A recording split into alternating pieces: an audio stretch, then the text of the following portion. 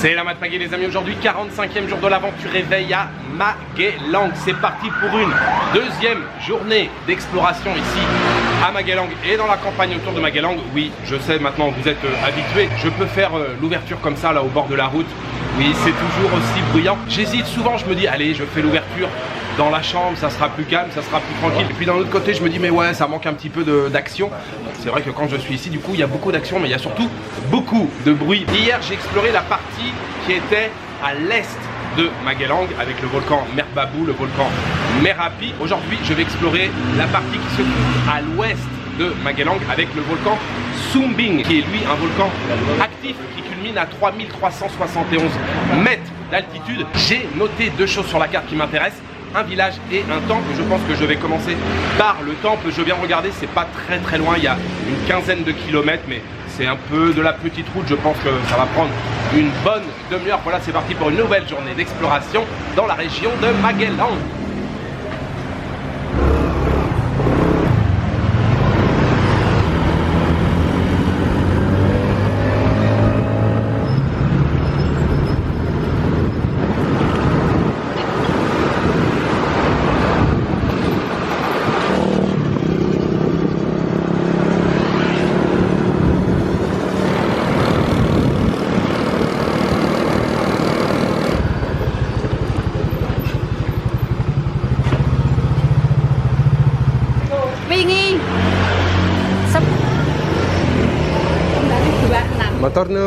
Thank you. Je viens de remettre 2 litres d'essence et j'ai vu qu'il y avait un marché juste à côté.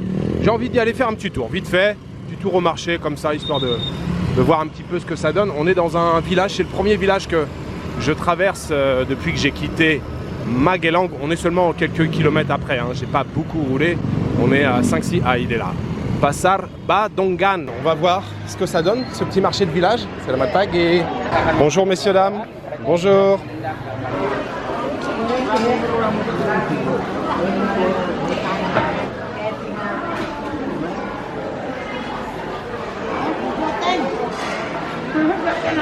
Hello, selamat pagi. Regardez, je viens de tomber sur un stand de kue pukis, mais c'est des tout petits kue pukis kecil. Petit, bahasa Francis kecil, petit. C'est des mini kue pukis, chocolat, pisang, kacang, cacahuètes. Alors elle les vend en sachet comme ça. Je lui dis mais non, mais moi c'est trop gros, j'en veux qu'un seul. J'ai payé 1000 roupias seulement et j'en ai choisi un à la cacahuète, kacang.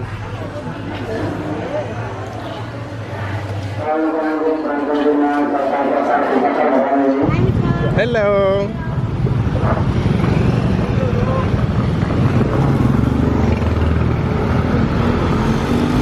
Sympathique cette petite balade sur le marché d'un petit village. Le marché en lui-même était sympa et puis surtout les gens à droite ou à gauche. Surtout les gens étaient surpris de voir un orang boulet se balader dans leur marché.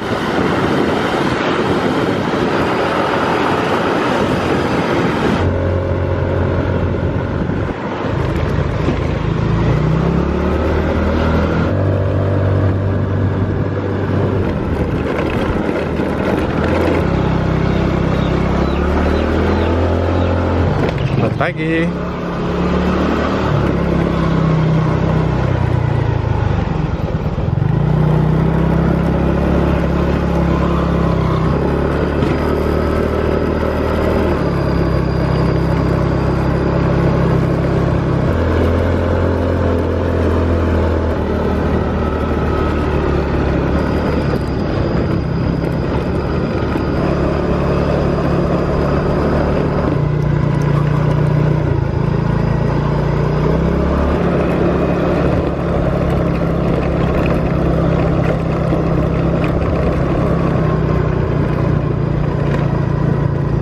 Selamat pagi.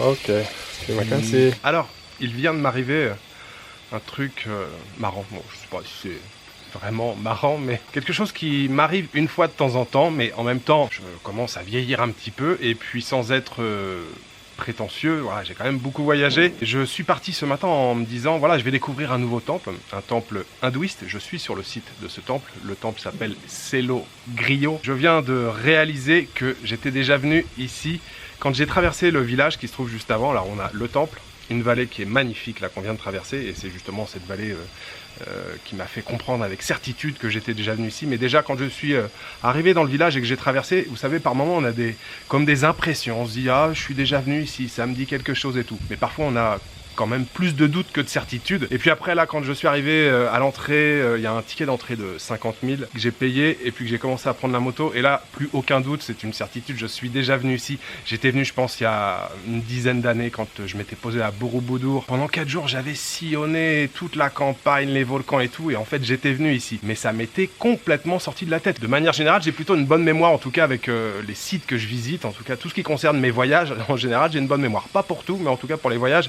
normalement ça fonctionne bien, mais là j'avais oublié. Donc nous sommes sur le site de Selo Griot.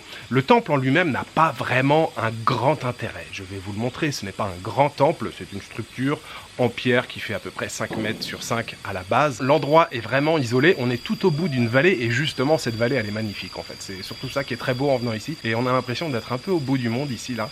Il y a juste le bruit là de l'arrosage, il y a un gardien qui est là, qui s'occupe d'arroser, d'entretenir le terrain. C'est d'ailleurs plutôt bien entretenu, hein. Il y a des petits arbustes, c'est très agréable hein, comme endroit. Je vais me poser un petit peu ici, je vais vous faire quelques plans sur le temple, et puis ensuite on va reprendre la vallée. Et puis j'ai repéré, c'était avant le village ou après le village? Non, c'était avant le village. J'ai repéré un endroit qui est justement au bord là d'une petite vallée de culture en terrasse, où on peut s'arrêter. Visiblement on doit pouvoir manger, un peu comme l'endroit où j'ai mangé hier là, qui était très sympa. On va découvrir le temple de Selo Griot, qui est un temple hindouiste, je ne l'ai pas précisé, et qui daterait du 9e siècle après Jésus-Christ.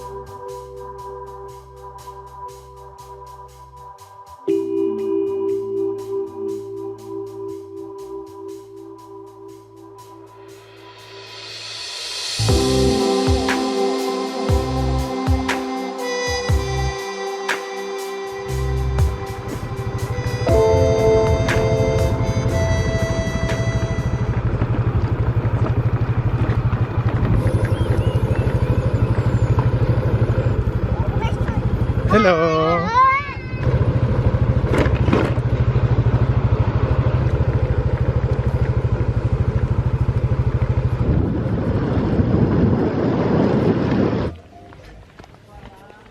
Suka pedas, ok? Oh, suka pedas, yes. Nasi goreng, sayur, telur. Yes, nice sayur, yes. Me voilà arrêté, je crois que je vous l'ai évoqué tout à l'heure, un restaurant là qui est au-dessus d'une petite vallée. Alors les cultures là c'est sec, il n'y a pas de culture, il n'y a pas de rizière. On est plutôt sur des teintes marron, jaune, mais n'empêche que c'est joli quand même. On peut manger face à cette petite vallée. Oui, c'est joli quand même, hein. Il y a quelques cultures là de cassava devant au premier plan, un peu de manioc. Et bien me voilà avec une belle assiette devant moi.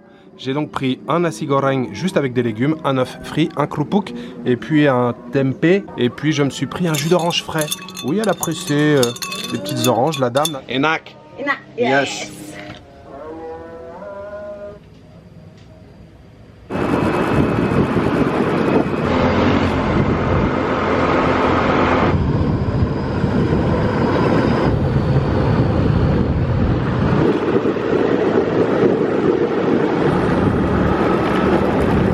Alors le village où je vais les amis là pour y accéder, waouh, c'est un truc de fou, mais ça monte raide, ça fait je sais pas combien de kilomètres que ça monte, mais vraiment de manière très raide. Il faut un scooter qui fonctionne bien, hein, parce que vraiment ça monte, et là ça va, la route elle est à peu près bien, mais tout à l'heure c'était éclaté. J'ai les oreilles là qui se sont bouchées déjà, je sais pas à quelle altitude on est, mais on a perdu aussi pas mal de degrés, là il fait bien plus frais, et je ne sais toujours pas quand ça va s'arrêter.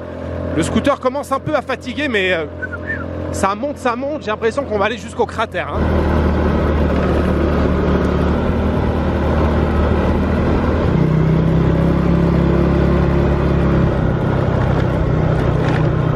Oh, ça se complique un petit peu.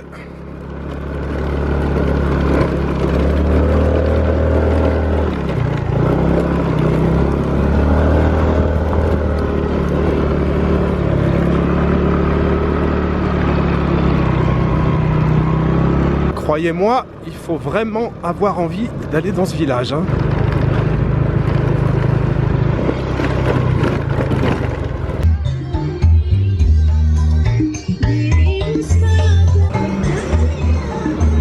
Je le répète, il faut vraiment avoir envie de venir ici. Ah, la route à la fin, elle était éclatée, mais ça monte. On se dit, mais ça va jamais s'arrêter, c'est quoi ce délire? Mais je suis bien arrivé, ça y est. Et je suis dans le village de Nepal Van Java. C'est écrit là, Nepal Van Java.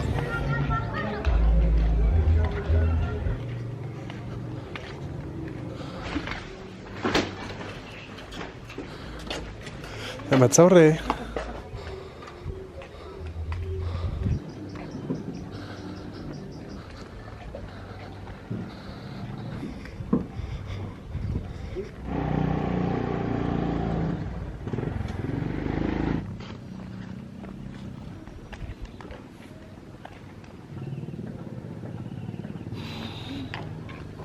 Selamat sore. Hati-hati. Dari mana? Dari sawah. Sawah, oke. Terima kasih.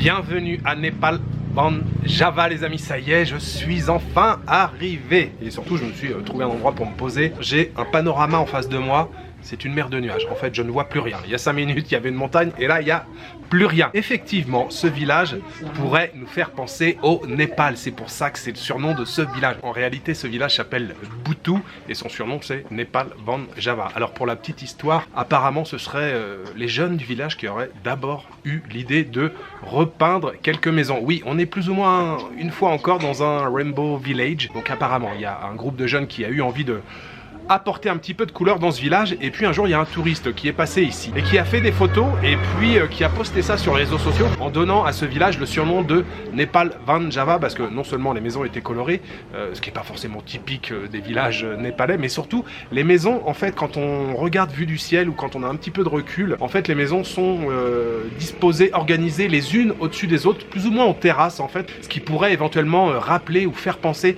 au village népalais. Et puis vous le savez, la magie des réseaux sociaux, il suffit d'une photo, voilà, qui fasse le buzz. Ce village est devenu touristique. Alors c'est pas non plus des hordes de touristes qui arrivent ici, c'est même un peu désert là aujourd'hui, parce que c'est surtout des Indonésiens et qui viennent notamment le week-end, parce que là j'ai vu des petits cafés mais qui sont fermés, je pense qu'ils ouvrent que le week-end. Mais donc ouais, ce village on va le découvrir, on va voir un petit peu. J'ai vu donc quelques maisons effectivement qui étaient colorées et puis on est clairement dans les nuages là, hein. Ça va, ça vient, je ne vois plus rien. Tout à l'heure je voyais un petit peu les cultures en terrasse, on ne voit absolument rien maintenant. Je viens de regarder, on est à 1600 mètres, un petit peu plus de 1600 mètres d'altitude. Nous allons découvrir ce village de Nepal Van Java.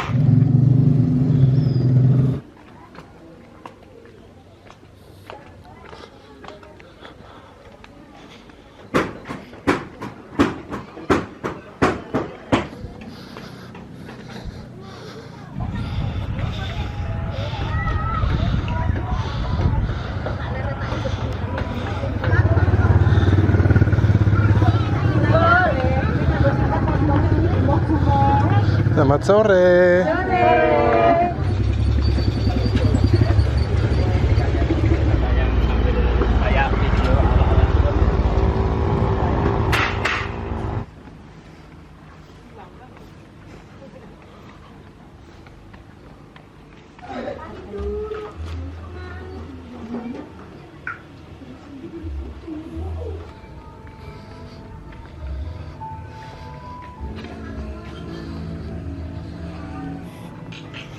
Selamat sore. Selamat sore.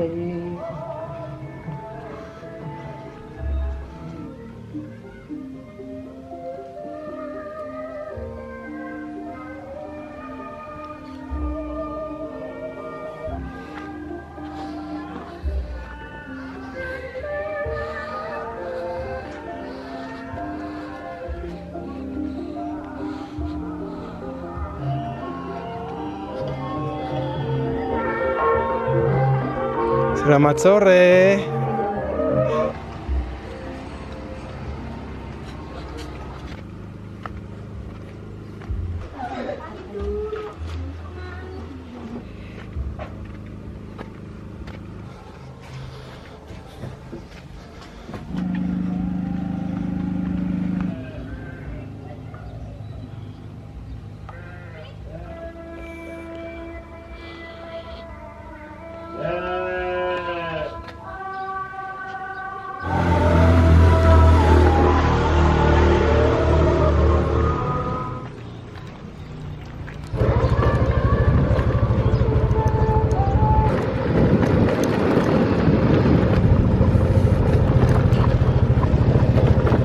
Selamat sore.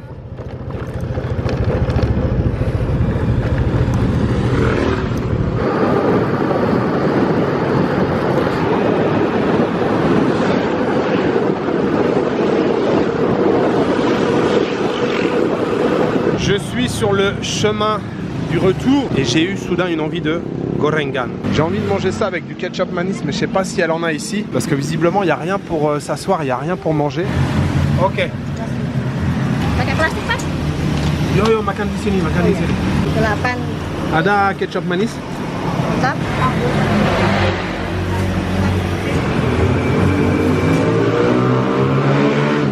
Je crois que je me suis un peu enflammé, hein. Alors, vous avez vu la taille du truc. Je ne sais pas être raisonnable. J'ai demandé bien sûr un petit peu de ketchup manis, un petit peu de sambal pour que ça soit relevé. Ah, terima kasih. Ok.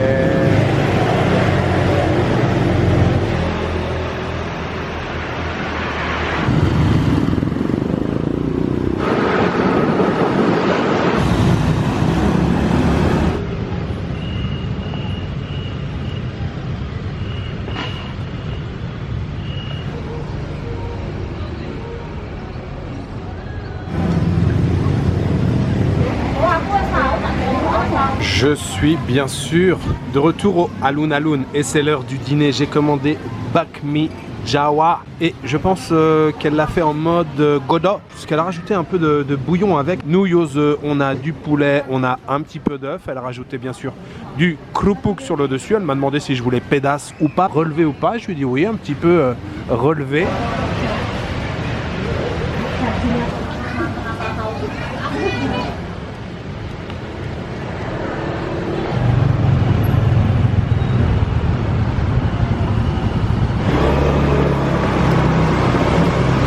Fin de ce séjour à Magelang et sa région. J'ai adoré découvrir, arpenter les pentes des volcans. Aujourd'hui Sumbing, hier Merbabou et Merapi, c'était très sympa. Les deux sites que j'ai visités aujourd'hui, je ne vais pas vous dire que ce sont deux sites incontournables, mais si comme moi vous avez déjà fait plusieurs voyages ici en Indonésie ou sur l'île de Java et que vous avez envie d'explorer des sites un peu moins visités, foncez, allez-y, allez explorer ce temple de Selogrio. Je vous l'ai dit, hein, c'est pas le temple en lui-même, mais la balade, la vallée pour y accéder là qui est très jolie. Et puis le village cet après-midi, en fin d'après-midi, la Nepal Van Java. Alors au-delà du surnom Nepal Van Java, au-delà du fait que le village soit coloré, alors très honnêtement, il n'y a pas beaucoup de maisons en fait qui sont colorées. D'ailleurs quand je suis arrivé, pour être tout à fait honnête avec vous, au départ j'étais pas plus emballé que ça. Je me suis dit bon ok ouais c'est ça le village, bon je vois pas grand chose, je vois pas beaucoup de couleurs. Mais finalement, il y a quand même une ambiance un peu particulière dans ce village et je pense qu'aujourd'hui c'était particulièrement dû à l'arrivée des nuages là, quand je vous ai parlé que j'ai pris le café.